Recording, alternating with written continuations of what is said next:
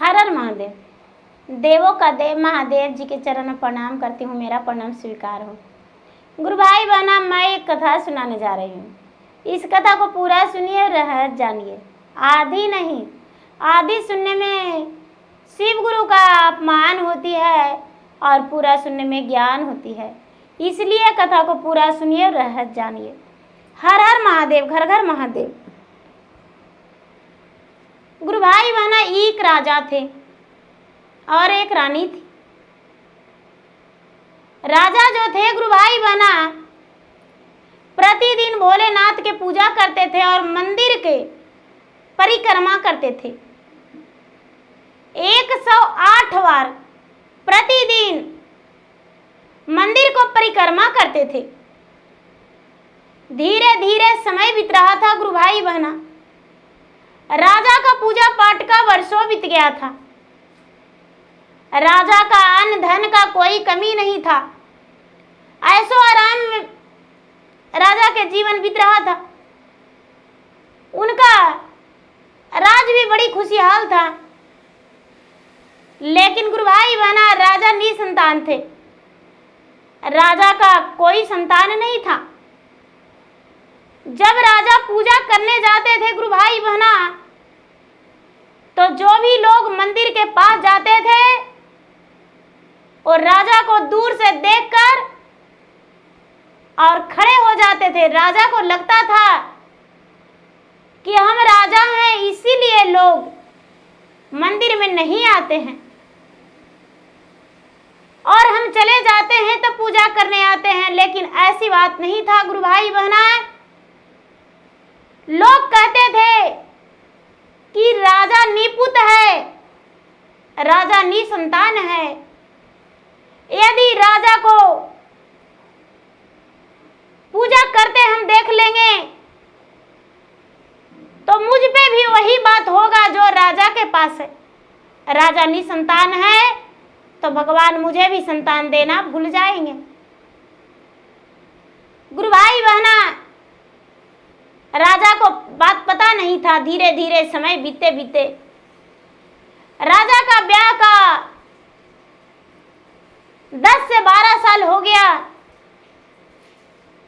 तो एक दिन का बात है कि रानी भी मंदिर जा रही थी, तो लोग भी जा रहे थे मंदिर।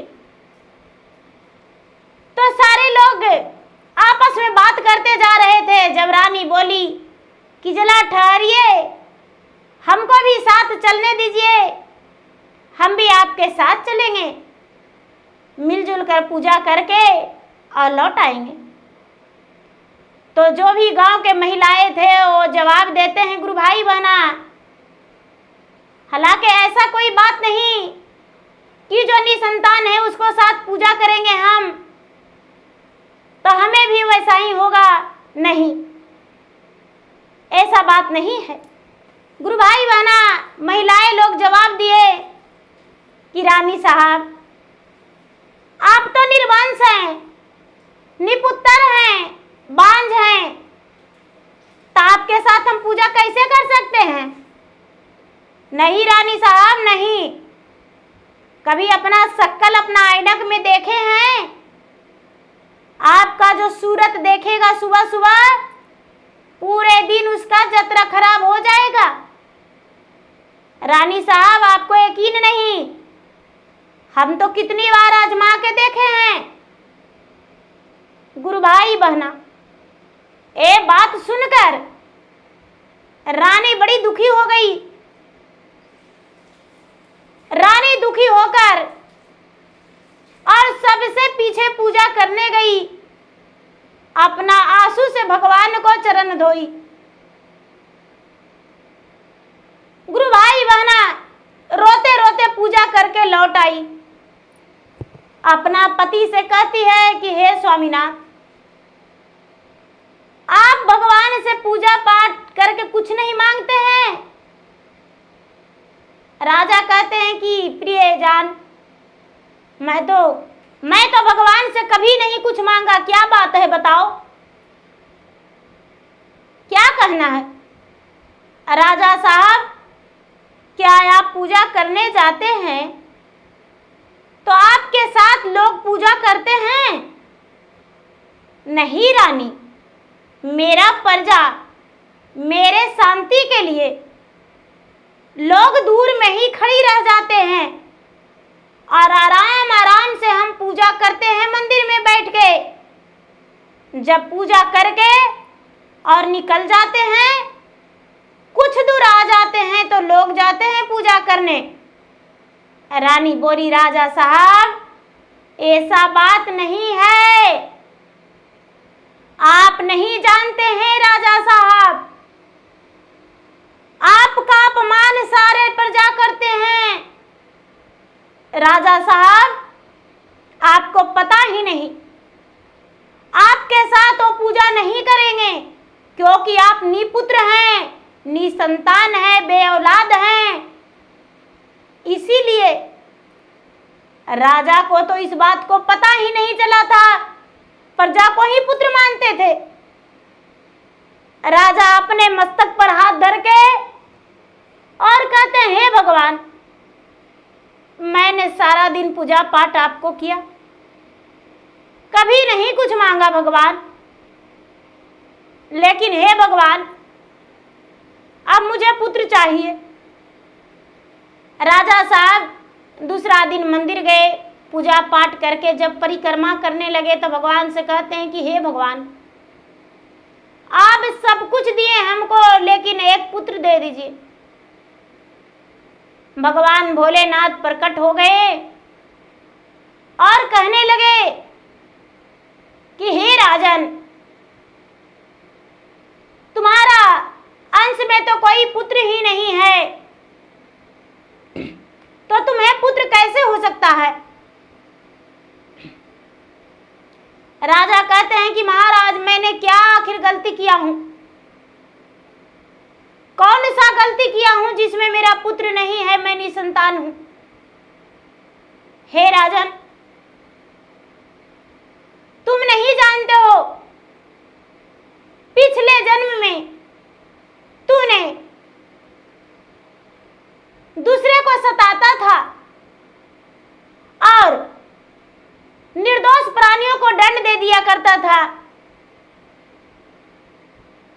तुम एक बहुत बड़ा साहसी था, तुम्हें समझ में नहीं आता था कि कौन दोषी कौन निर्दोषी है, और निर्दोष प्राणी को दंड दे दिया। इसी के कारण एक माता ने तुझे श्राप दे दिया है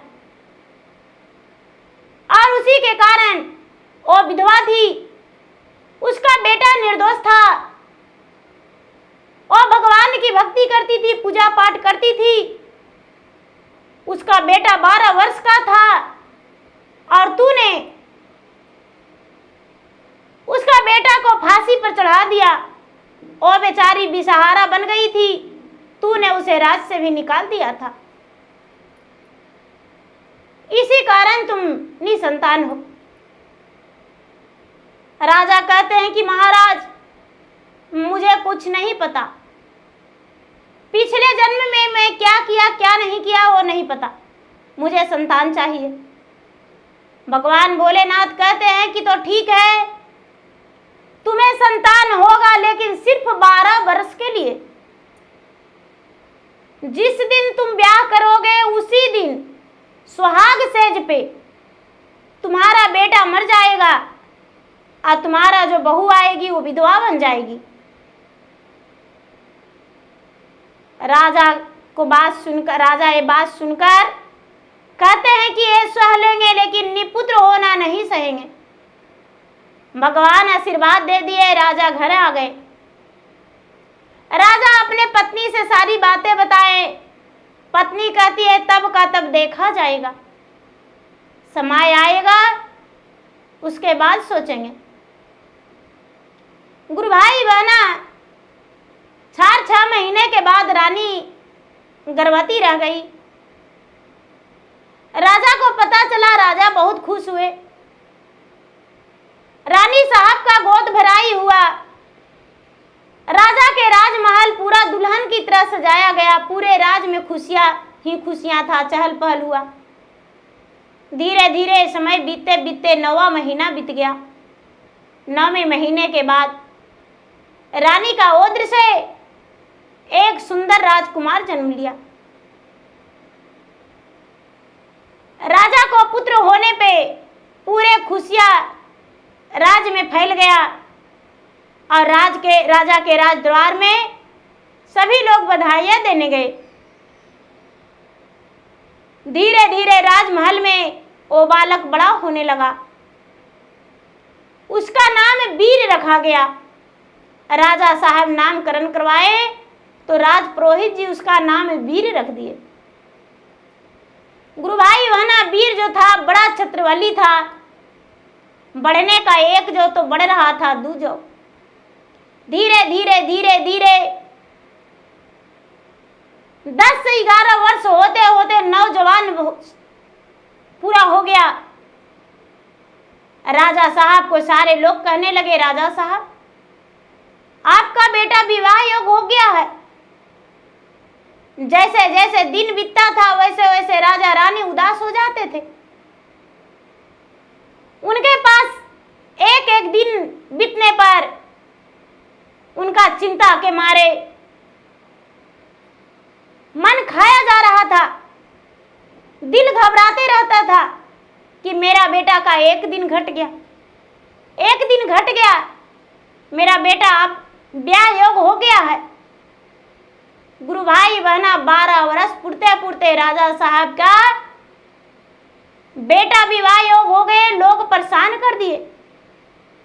राजा साहब कैसे बताते हैं कि मेरा बेटा ब्याह के दिन सुहाग सेज पे मर जाएगा। गुरु भाई बहना राजा साहब के बेटे का रिश्ता आने लगा। शादी पक्की हो गई। जब शादी पक्की हो गई गुरु भाई बहना तो राजा साहब की जो होने वाली बहू थी एक ब्राह्मण के घर में शादी में गई थी, ब्राह्मण के बेटी के। जब ब्राह्मण के बेटी के शादी में गई थी तो 4 सखी थी। एक ब्राह्मण की बेटी, एक राजा की बेटी, एक वजीर के बेटी, एक सोनार की बेटी। तो गुरु भाई बहना ब्राह्मण की बेटी को बधाई देने को लिए 3 सखिया कहती है कि बहन तुम तो ससुराल जा रही हो,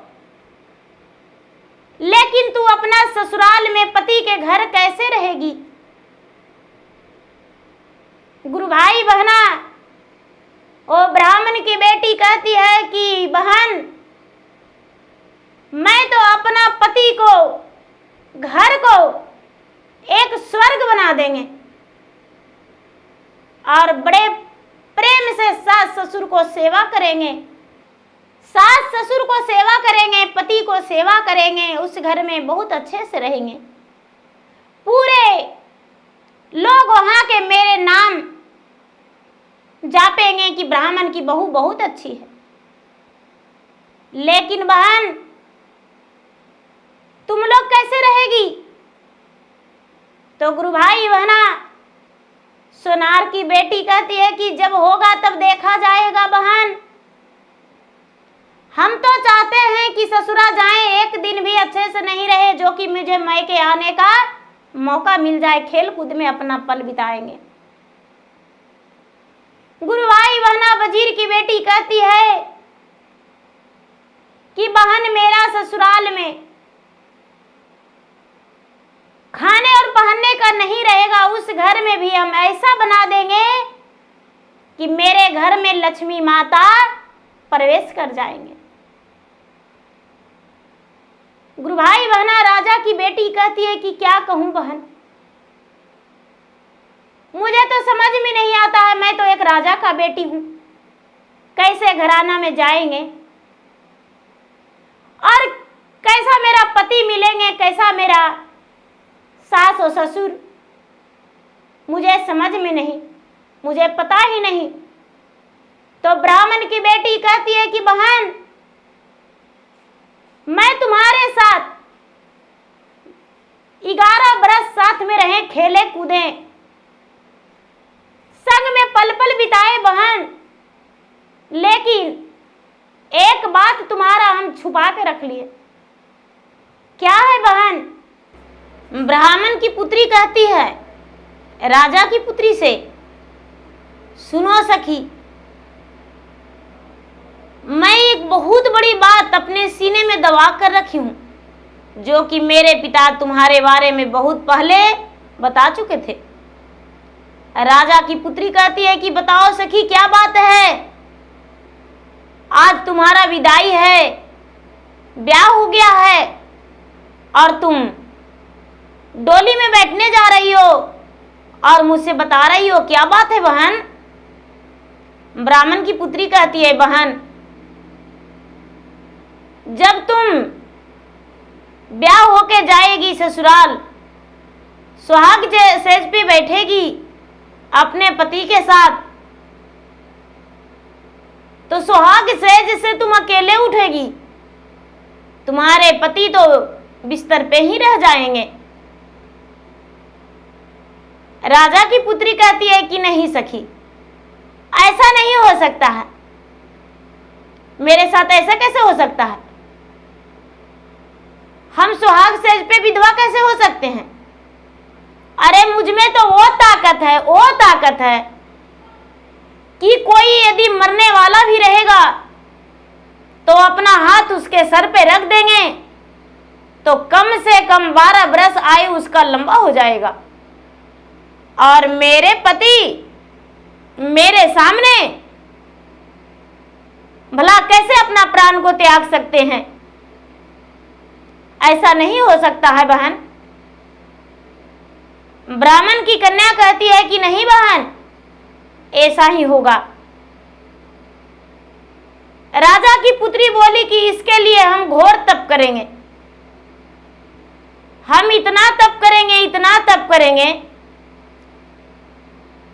कि भगवान का भी आसन डोल जाएगा। भगवान भी मेरे पति को प्राण हरने के लिए सोचेंगे कि मैं क्या करूं। गुरु भाई बहना, ब्राह्मण की कन्या विदा होकर चली गई।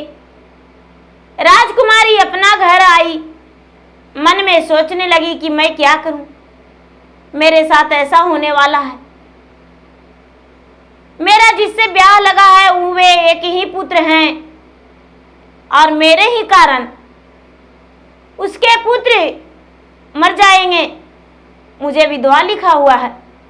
हे भगवान, हे भोलेनाथ, मैं क्या करूं? बेचारी भगवान के सुमरन करने लगी, भगवान के ध्यान धर ली। गुरु भाई बहना, धीरे धीरे वो दिन आ गया जो राजा के बेटी का बारात आने वाला था। बारात आ गया, राजा के बेटी के ब्याह हो गया और ब्याह हो जाने के बाद दुल्हन बन के डोली में बैठ के और अपने ससुराल चली गई। उसके परिवार जो भी थे बड़े धूमधाम से उसका सुहाग सेज सजाए, फूलों का बिछावन लगा दिए, बेली चमेली के गजले बना के उसका सेज को सजा दिए। सारे लोग परिवार के खुश थे, लेकिन राजा की बेटी बड़ी दुखी थी। सुहाग सेज पर गई। जब सुहाग सेज पे गई तो गिलास में दूध भर के लेकर गई, गिलास के दूध नीचे रख दी। उनका पति कहते हैं कि सभी तो अपने पति का सुहाग सेज पे दूध पिलाते हैं, तुम नीचे क्यों रख दी? सभी पत्नियां घूंघट में बैठ जाते हैं और तुम नीचे खड़ी हो, क्या बात है? बेचारी राजकुमारी कहती है कि स्वामीनाथ, सुहाग सेज मेरे भाग्य में ही नहीं है, तो भला हम कैसे सुहाग सेज पे लात धर सकते हैं? हाथ जोड़ के भगवान के ध्यान लगा के खड़ी है। भगवान के ध्यान लगा के खड़ी हो गई राजकुमारी, आवाहन कर रही है इंद्रदेव के कि हे इंद्रदेव, आज मेरे पति का प्राणों का रक्षा करिए। आज मेरा पति का प्राण हरण होने वाला है और हम विधवा हो जाएंगे। गुरु भाई बहना, उसके पति उसी बिस्तर पे पड़े हुए थे और बेचारी राजकुमारी भगवान के हाथ जोड़ के और भगवान से पूरा ध्यान लगाने लगी। उसका आंगन में पूरा गंगा जमुना उमड़ने लगा और जब गंगा जमुना उमड़ने लगा तो जमराज जी आए उसका पति का प्राण लेने। जब पति को प्राण लेने आए तो गंगा जमुना को सागर उमड़ता हुआ देखकर यमराज लौट कर चले गए। यमराज लौट के चले गए। फिर बेचारी ब्रह्मा विष्णु का सुमरन करने लगी। ब्रह्मा विष्णु के सुमरन करते करते आंगन में सत्संग होने लगा। फिर से यमराज आए और यमराज आकर आंगन में देखते हैं कि इसका तो आंगन में हवन जाप हो रहा है, सत्संग हो रहा है, तो कैसे उसका हम प्राण को हर ले। वो फिर से लौट कर चले गए। तीसरी पहर में बेचारी राजकुमारी अग्निदेव की हाथ जोड़ करके विनती की और आवाहन की। अग्निदेव गुस्से में आए, आंगन में पूरा लहरता हुआ अपना अग्नि का उवाल लेकर आए और कहते हैं कि पुत्री तुम्हें क्या दुख पड़ा जो तुम्हें मुझे बुलाना पड़ा। अग्निदेव के कहती है राजकुमारी की, हे अग्निदेव, आप मेरे आंगन में सवा पहर रह जाइए और यदि सवा पहर रह जाएंगे आप तो आपका बहुत बहुत धन्यवाद मेरी तरफ से। अग्निदेव लहरता हुआ है अपने आग का उवाल लेकर आंगन में रुक गए। फिर से जमराज आए, अग्नि का लहर देखकर पीछे का पांव हटा लिए और फिर से लौट कर चले गए। जब चौथी पहर हुआ तो महादेव कहते हैं कि राजा का पुत्र को प्राण अभी तक यमराज लेकर नहीं आया है, क्या बात है, कुछ तो कारण होगा।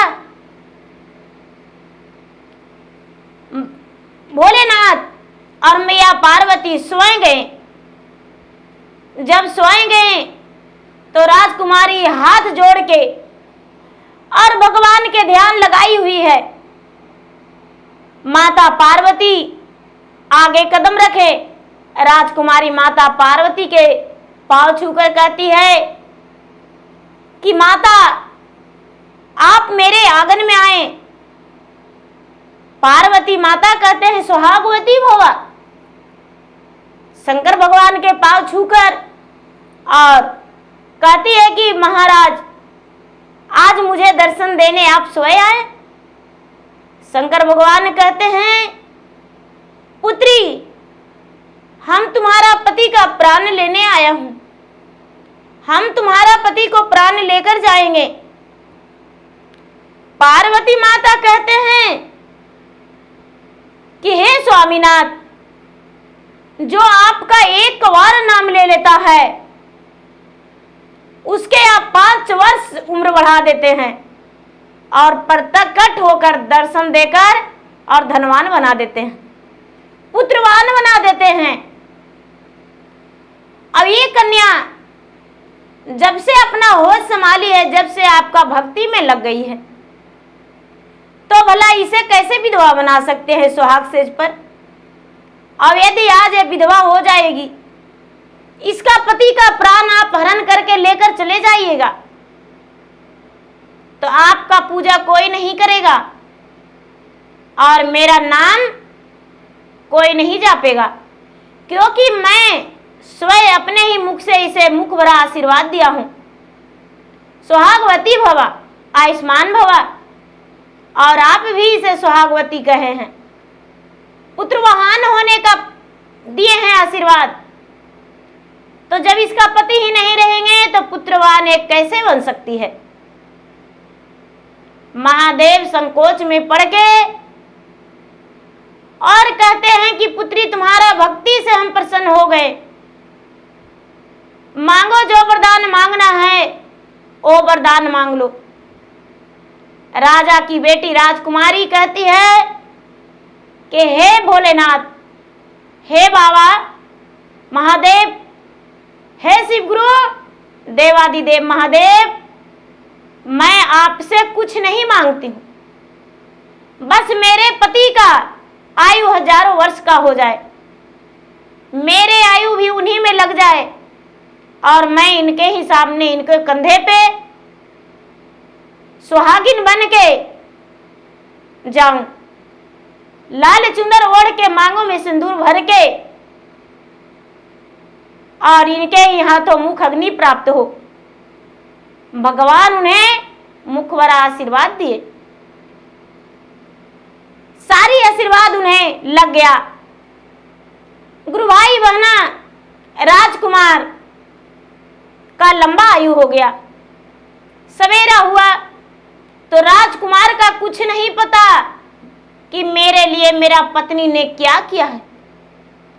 सवेरा हुआ तो अपने माता पिता के पास जाकर कहता है कि मां, हम इसे पसंद नहीं, हम इसके साथ जीवन नहीं बिता सकते हैं। मेरा ब्याह हुआ और इन्होंने मेरा सुहाग सेज पे तो अपना पाँव भी नहीं रखी, रात भर अपने कमरा में खड़ी रह गई। रानी कहती है कि बेटी, ये सब क्या सुनने को लिए मिल रहा है? मेरा बेटा क्या बोल रहा है? बेचारी राजकुमारी क्या बतलाती, किससे कहती अपनी दुख की बात? किसी से नहीं बता रही है। गुरु भाई बहना, शाम के आई हुई दुल्हन और सुबह में राजकुमार उसे हाथ पकड़ के घर से बाहर निकाल रहे हैं। कह रहे हैं चरित्रहीन हो तुम, किसी पराये पुरुष का आस देख रही थी, इसीलिए मेरा सुहाग सेज पे पांव नहीं रखी, मेरे घर से चली जाओ। गुरु भाई बहना, हर दुख दर्द राजकुमारी सीने में दफन करके और राजा के दहलीज लांघने लगी कि ठीक है, अपना मैके हम चले जाएंगे। ये बात सुनकर देखकर महादेव को रहा नहीं गया। एक साधु का रूप धारण करके राजा के दरवाजे पर आकर और हर हर महादेव करके भीछा मांगने को लिए आए। तो राजकुमारी कहती है कि महाराज, मैं भीछा क्या दूं? जिसके लिए मैंने इतना तप किया और मुझे सिला क्या मिला, परिणाम क्या मिला? नई नवेली दुल्हन और मैं घर से निकाली जा रही हूं।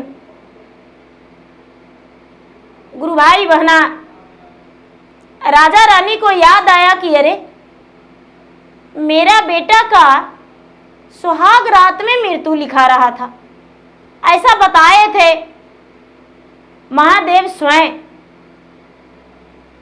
इसी कारण लगता है कि मेरा बेटा,